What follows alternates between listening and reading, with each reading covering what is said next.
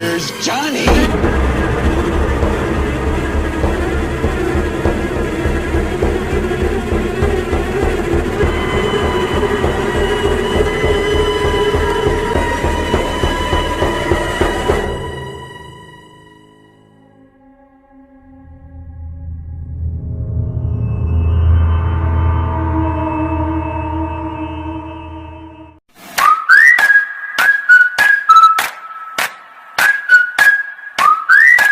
Oke, pada kesempatan kali ini, tim Bacot Club akan membahas film horor yang dirilis di tahun 1980 berjudul The Shining.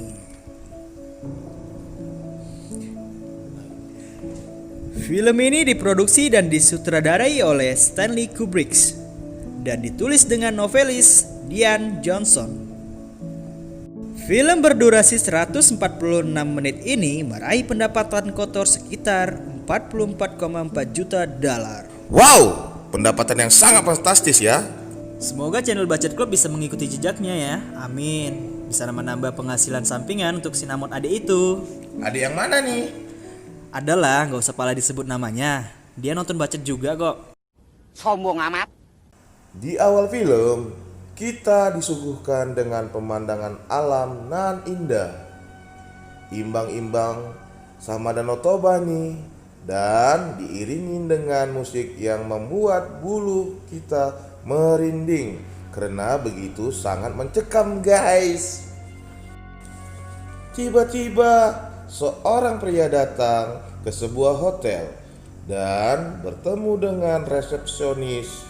Dia memperkenalkan dirinya yang bernama Jack Torrance yang diperankan oleh Jack Nicholson. Sama ya namanya nih. Sama siapa bang? Sama Jack Daniel. Itu minuman. Dia mengatakan sudah ada janji dengan Mr. Ullman, sang pemilik hotel. Lalu resepsionis tersebut mengarahkannya ke ruangan Mr. Ullman. Mengetahui kedatangan Jack Torrance, Mr. Ullman sangat senang menyuruh Jack Torrance masuk ke ruangannya dan menawarkan kopi untuk menambah kehangatan pertemuan mereka. Di lain tempat, ada seorang wanita dengan anaknya sedang menonton TV. Sang anak menanyakan kepada ibunya, "Apakah kau benar-benar ingin tinggal di hotel musim dingin nanti?" Lalu sang ibu menjawab, "Tentu saja, pasti menyenangkan." Sepertinya mereka ada hubungannya dengan Jack Torrance. Ternyata benar, wanita tersebut adalah istrinya yang bernama Wendy Torrance yang diperankan oleh Shelley Duvall, dan anak laki-lakinya yang bernama Danny Torrance diperankan oleh Danny Ludi. Balik lagi ke pertemuan antara Mr. Ullman dan Jack Torrance yang sedang nongking sambil ngopi.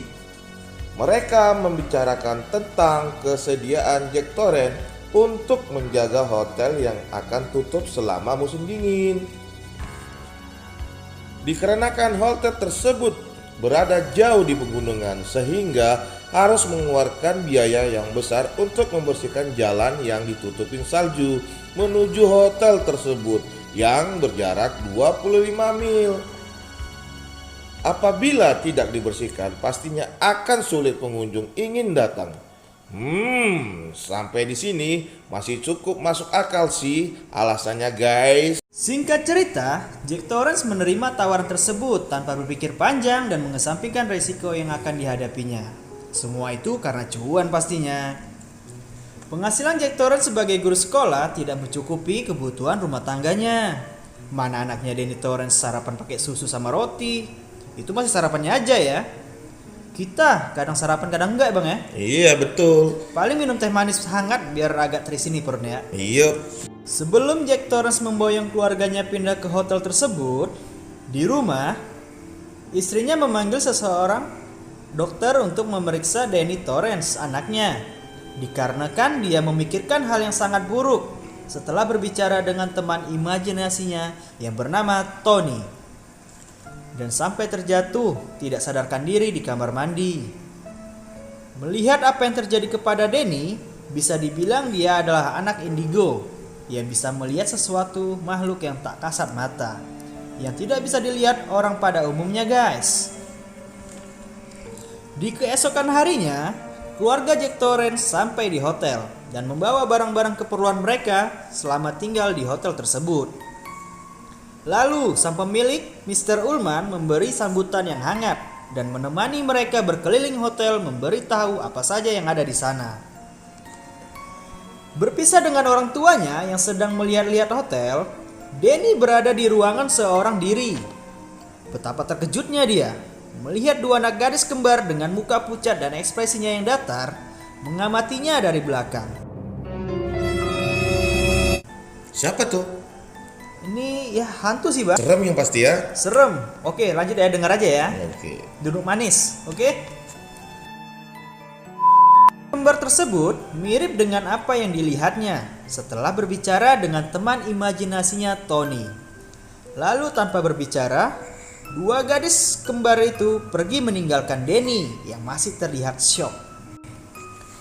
Setelah bertemu kembali dengan orang tuanya, Denny juga bertemu dengan seorang koki hotel yang bernama Dick Hallorann, diperankan oleh Scatman Crothers. Bersama Dick Hallorann, Denny dan ibunya berkeliling melihat dapur, stok makanan untuk mereka selama berada di hotel.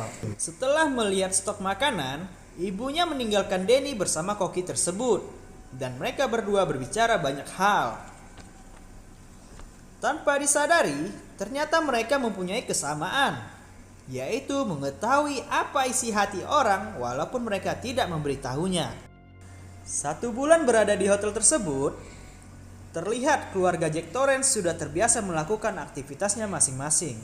Anggap aja di rumah sendiri lah ya. Di suatu hari, Denny bermain dengan sepedanya menelusuri lorong-lorong jalan hotel. Seperti biasanya, namun kali ini berbeda. Dia berjumpa dengan gadis kembar itu lagi dan mengajaknya untuk bermain bersama selamanya. Hari-hari berikutnya, keganjilan-keganjilan pun mulai dihadapi keluarga Jack Torrance. Mulai dari Denny yang diganggu terus-menerus oleh makhluk tak kasat mata, ayahnya pun Jack Torrance juga diganggu melalui mimpi buruk sehingga ketakutan. Kalau kita sih mimpi basah seringnya. Abang aja kali ya. Untuk mengurangi ketakutannya, Jack Torrance minum minuman beralkohol. Cap orang tua nih. Cap nona kayaknya, Bang. Oke. Bukan ketenangan yang dia dapat, tetapi kehaluan yang tinggi dan membuat Jack tidak bisa mengontrol emosinya. Di tempat lain, Dick Hallorann seperti mendapat pesan dari Denny, dikarenakan mereka bisa mengetahui isi hati mereka tanpa diucapkan. Merasakan ada yang tidak beres, Dick Hallorann pun menelpon ke hotel, namun tidak bisa dihubungi karena saluran terputus selama badai. Tingkat kekhawatiran yang tinggi, Dick Hallorann menelepon polisi yang berada tidak terlalu jauh dari hotel dan menyuruh polisi tersebut untuk mengecek keadaan keluarga Jack Torrance untuk memastikan semuanya baik-baik saja. Benar saja, apa yang dikhawatirkan oleh Dick Hallorann ternyata sudah banyak kejadian yang terjadi di hotel. Denny diserang hantu wanita di salah satu kamar yang berusaha mencekiknya. Kejadian itu Denny sampaikan ke ibunya. Lalu ibunya pergi menjumpai ayahnya yang sedang mabuk-mabukan di bar hotel. Ya minum orang tua tadi nih ya. Ya cap nona gimana ya. Wendy Torrance pun memberi tahu kepada Jack kejadian tersebut dan menyuruhnya untuk mengecek ke kamar wanita itu.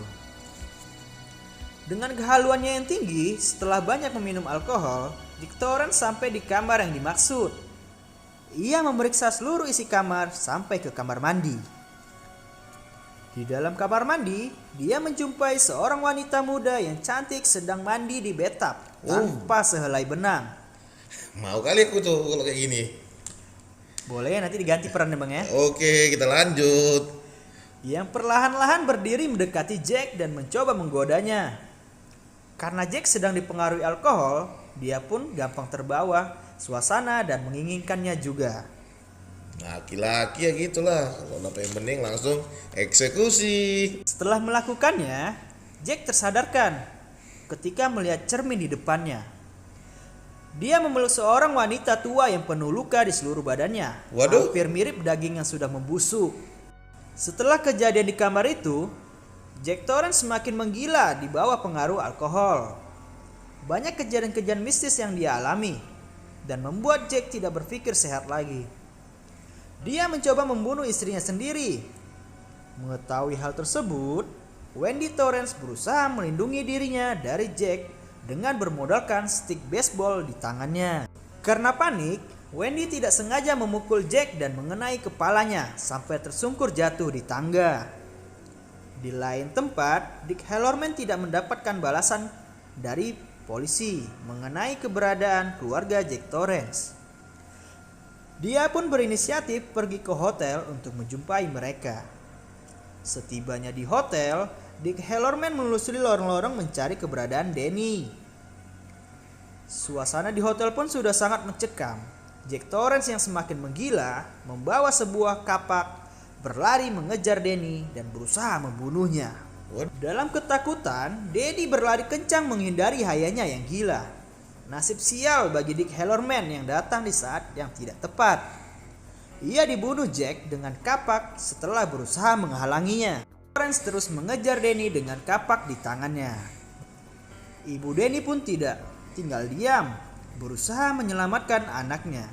Sampai ke sebuah labirin pohon raksasa yang kalau kalian masuk bakalan susah nyari jalan keluarnya guys. Torrance tetap mengikutinya dari belakang.